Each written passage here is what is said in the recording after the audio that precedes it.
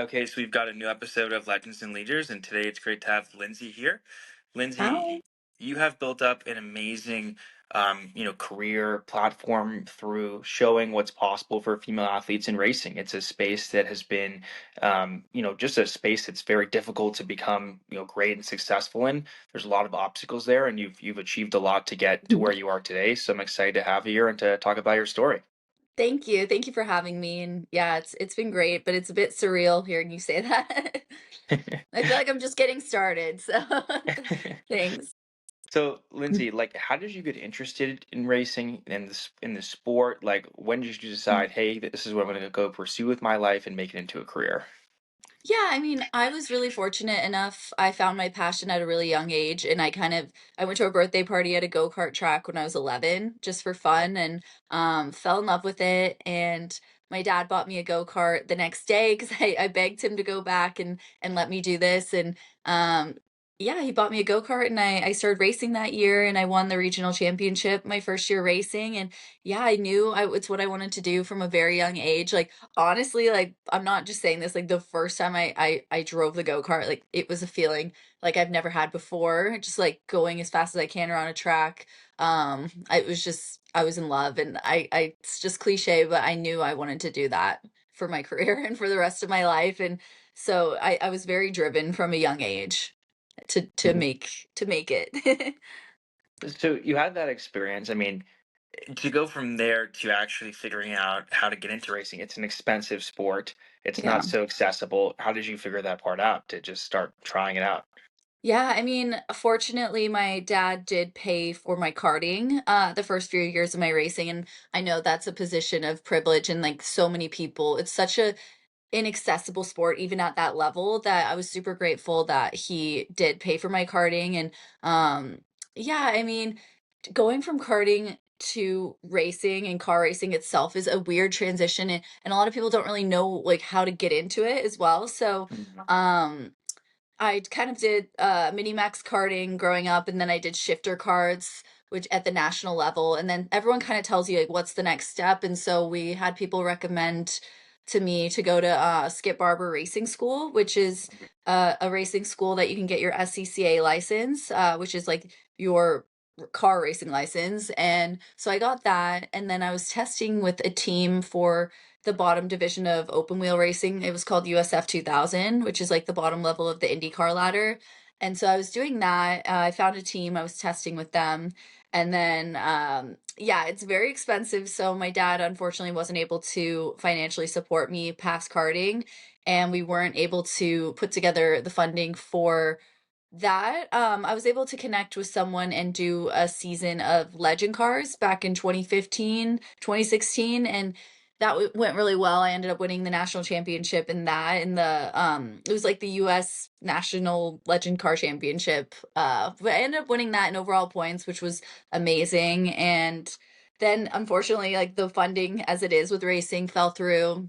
And so I had to take 5 years off for I went to university, got a business degree at San Diego State, but I knew I wanted to race. And like, I felt like a piece of me was missing. And my family even thought, they're like, okay, like, that was a chapter in her life, now it's time to like get a degree, get a real job, and like move on. But I was like, no, no, no, no, this is what I want to do, for sure.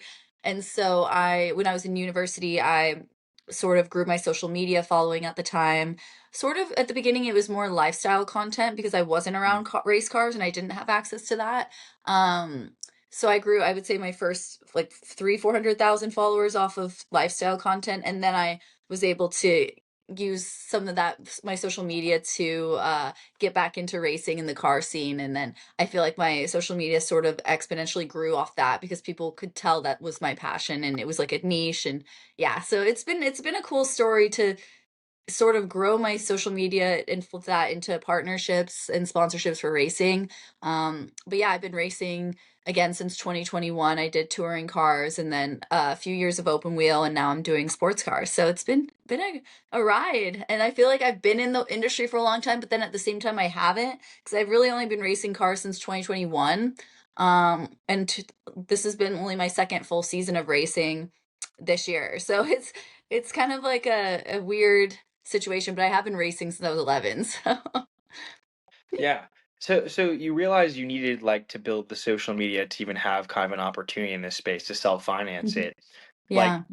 how did you go from that point of making content, lifestyle content, to making content around racing and cars? Like what was that kind of shift like? Like how did you even start to find cars to even do content around? Well, I knew I've always loved cars too, not just racing. So there's a pretty big car scene in LA and Orange County as well. And I went to San Diego State, so but my family still lived in Orange County, so I would Mm. come up and meet up with people and see their sports cars and supercars, and I would start making content that way. Even when I wasn't racing, and I just enjoyed being around cars and posting about it. So I think that was sort of when the switch happened. And it was a bit more difficult when this happened after I graduated in 2019. So this was a bit more difficult in college just because I was a full-time student, I was getting a degree, and I didn't really have time to always be going up to LA for the car scene. But yeah, I'd say I graduated in 2019. Then I started posting a bit more automotive content, and that's sort of when that shift happened. But it was tough at first because when I started posting um, racing content, and when I first started finally getting back into racing, people were like, "Who's this influencer trying to be a race car driver? Like, she's not a real race car driver. She's just pretending." I'm like, dude, hold up. I've been racing since I was 11 years old, and I was always known as the race car driver girl, and now I'm known as this influencer girl. And so it was just this weird switch, and I felt like my identity was I don't know. I always knew who I was, but I got some backlash, I guess. But there's always haters, so I guess most people were really supportive. Yeah. And how long did that shift take to happen? Like for you, and just also like for I your still audience to get kind of accept it. I Still? still get comments that are like, I think that are like, "Who's this girl? Like, she needs to be in the kitchen." There's always gonna be those sexist, rude comments and people on the Uh, internet, but I don't let that affect me anymore. But I would say, until started getting up to like the higher ranks in open wheel, like Indy Pro 2000, Indy Next, I think then they're like, okay, she actually, to even compete and be able to be licensed for those levels, you have to be quick. Like, you can't compete in Indy Next without being, you have to be within a certain time of the fastest driver and like to even compete. And so I think people knew I was mhm. an actual race car driver at that point, I would hope. And then this year's been great because I've been winning races, and that's been a nice thing to not only for myself, but to show haters like, hey, like I can drive. I think. Yeah.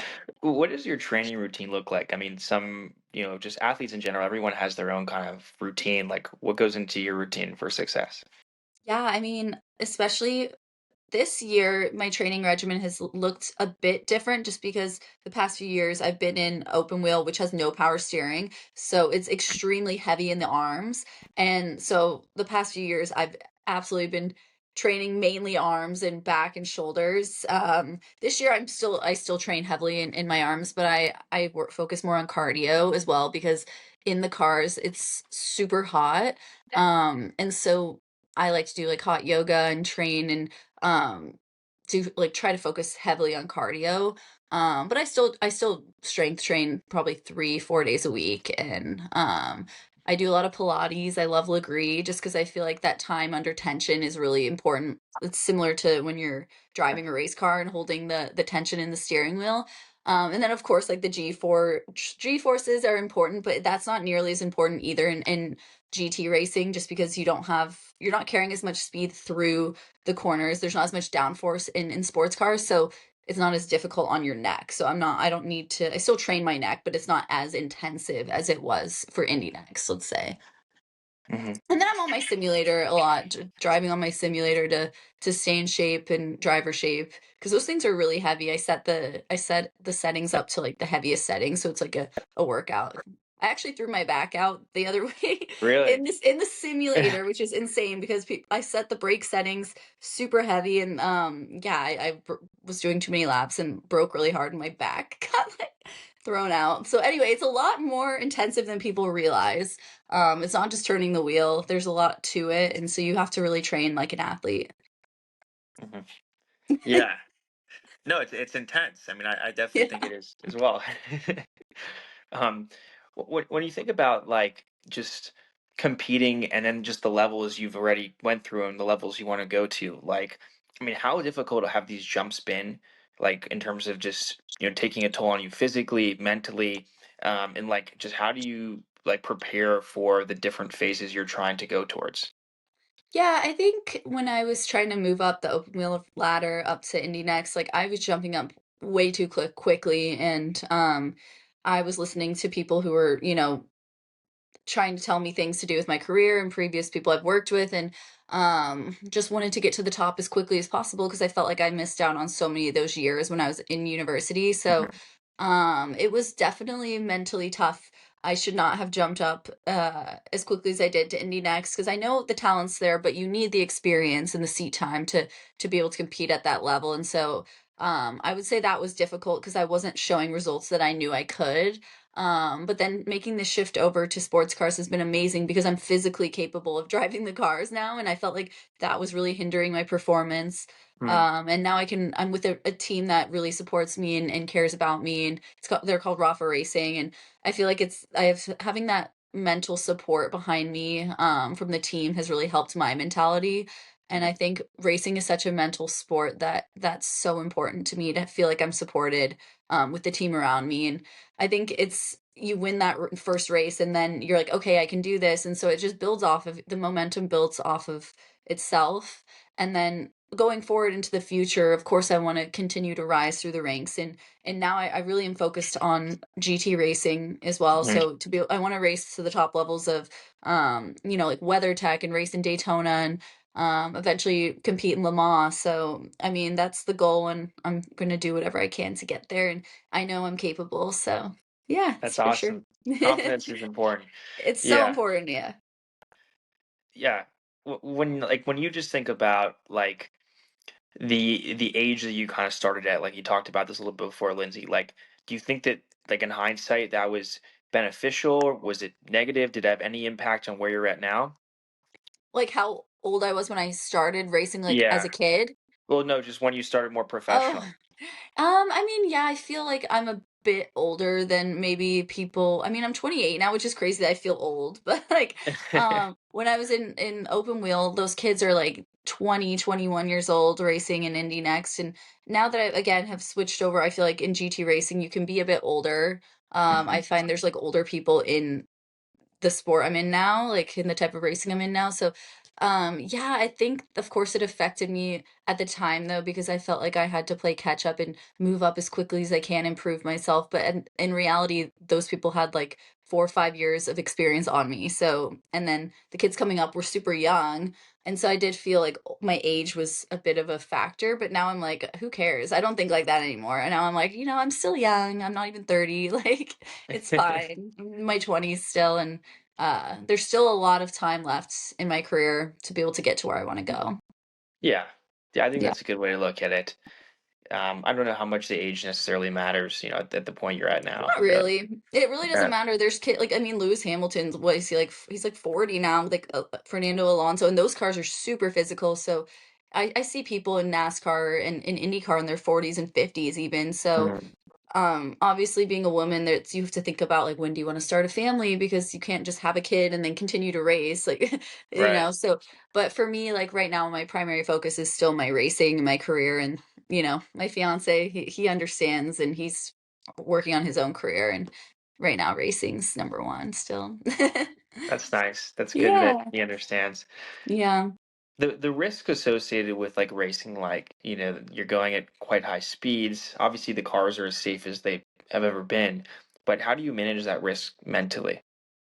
You just can't think about it, like, as tough as it is, like, if you're scared out there, you're gonna, like, crash, because if you're Mhm. hesitant for a moment when you're out there, like, someone's gonna take that opportunity, and if you're hesitant, you might get in an incident, and so, like, I found now that I'm more aggressive in this series, like, Mhm. I feel like, knock on wood, there's been less in this last season, like, my teammate and I, my co-driver and I really had a clean season because we were just aggressive, but we were calculated. You can't just be I think another great thing about female drivers are that we're a bit more calculated, because men and women are different, like, they just truly Mhm. are, and I think men are a bit more I don't know if it's the testosterone or whatever, like, a bit more aggressive and can make some a bit crazier decisions. But in my experience, I found that the female drivers I've known have always been a bit more calculated and have not had as many incidents on the track. Mhm. But that's not to say there it hasn't happened. I've seen that from my experience. So I think that's a little superpower we have, is being a bit more calculated on track. Whatever It, gives you the competitive advantage. but yeah, I'm still crazy. I'm still very aggressive on track, and like Yeah, but you can be scared. I'm not ever scared on track, like that I'm gonna crash or anything. Because if you think like that, like you shouldn't A, be out there, B, that's like when you'll be in the biggest crash probably, because you're not right. thinking about what's up next, and you're not thinking about like what you need to do. Makes sense. Makes sense. Gotta have Yeah. your head in the game. Yeah. Yep. Yep. So you've been also involved like a lot in like the sponsorship promotion side. You've helped to promote the leagues in general, NASCAR, Formula One, etc. Like, just where do you think that this space is going? Because like Formula One's become incredibly popular now. I mean, I'm in Yeah. Vegas. I'm gonna be going to F1 stuff this Hey. week. Me too. Yeah. So it's like it's incredible what's happening with that. NASCAR's got a lot more momentum behind it, but where do you see the interest going forward? I just see it continue to build. I see the path it's gonna continue to build as sorry, I just like glitched. No Yeah, I worries. see the momentum continuing to build in Formula One. I think obviously Drive to Survive was that initial spark, and it caused a lot of Americans to be interested in the sport, which is great because now we have Miami, Vegas, and Austin. But yeah, it's crazy how much marketability there is in the sport now, and they're having influencers and a lot of like women and people who originally weren't in young people, they weren't interested in the sport before, are now really interested. And so just like the marketplace that it's created in the economy as well, like it's insane. I think it's, I forget the stat, but it's, what is it, like 5 times greater than the Super Bowl, bringing it to Vegas or something crazy like that. I don't Huh. even know the number, but I just know it's helping the economy so much as well, which is great. But I really like, my favorite thing is like it's getting more women in the sport. Like, and my friends used to be like, "What do you drive? Like, what is it, NASCAR?" I'm like, "No, like I don't." Like, and so now they kind of understand the sport more because they've been interested Mhm. in it, and it's obviously helped me work wise because on my social media, I when I on my influencer side, not the race car driver Mhm. side, I'm also able to travel to these events, and like I'm going to F1 Vegas and working with brands there, and I'm going to Qatar the weekend after that to watch that Grand Prix. So it's cool to, it creates so many opportunities, and it creates so much awareness for not just Formula One, but for racing as a whole. And I think that's really, really important. Yeah. I mean, the Netflix show is like super important to all of what's happening now, I Yeah. think. Yeah, 100%. Like it's because it not dumbs it down a bit, like it makes it more like accessible for the Yeah. average It's person to entertainment. watch. Yeah, and I think the old fan base in Formula One was super technical, and if you got one thing wrong, they would just be like, "You're not a true fan." And now I think it's more open, and people are more open-minded Mhm. about the sport, which is really nice. Yeah. I mean, I was at the Miami F1 as well, and like it's like quarter of a million people just running around. Isn't It's a it wild crazy? experience. Yeah, it's Yeah. fun. It's really fun. It's a good time. Yeah. Yeah. Oh, so what do you think like the long-term picture looks like for you, Lindsay? Like, where are things in 5 to 10 years? Yeah, I mean, hopefully I'm at from 5 to 10 years, I mean, hopefully before 5 even, I'm racing at the top levels in sports cars, like in the IMSA WeatherTech series.